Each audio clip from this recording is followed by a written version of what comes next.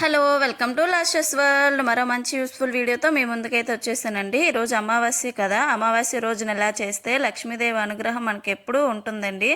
అయితే ఏం లేదు, ఒక ప్లేట్లోని పసుపు కుంకుమ నీళ్ళు కలుపుకొని దానిపైన ఒక తమలపాకు పెట్టుకోండి. దానిపైన కట్ చేసిన నిమ్మకాయకైతే ఒక కుంకుమను అద్దుకోవాలి. అద్దుకున్న తర్వాత అది ఆ తమలపాకు పైన పెట్టుకోవాలి.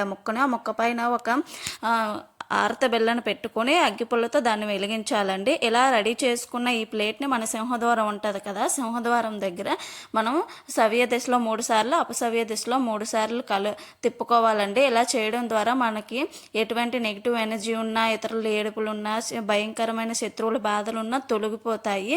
ఇలా చేయడం ద్వారా మన ఇంట్లో ఉన్న నెగిటివ్ ఎనర్జీ పోయి మన లక్ష్మీదేవి అయితే మన ఇంట్లోకి వస్తుందండి. ఇలా ఒకసారి ట్రై చేయండి.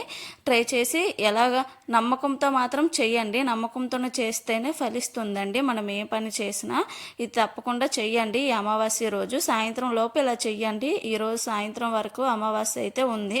ఈ లోపు మీరు ఈ పరిహారం అయితే చేస్తే చాలా మంచిది. ఏదైనా నమ్మకంతో చేస్తేనే చాలా మంచిగా ఫలితం వస్తుంది. ఈరోజు మంగళవారం ప్లస్ అమావాస్య రావడం చాలా మంచిదండి.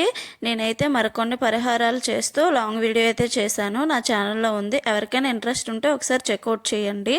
నా వీడియోస్ కానీ మీకు నచ్చితే లైక్ చేయండి, మరికొంతమందికి షేర్ చేసి సబ్స్క్రైబ్ చేసుకోవచ్చు కదా.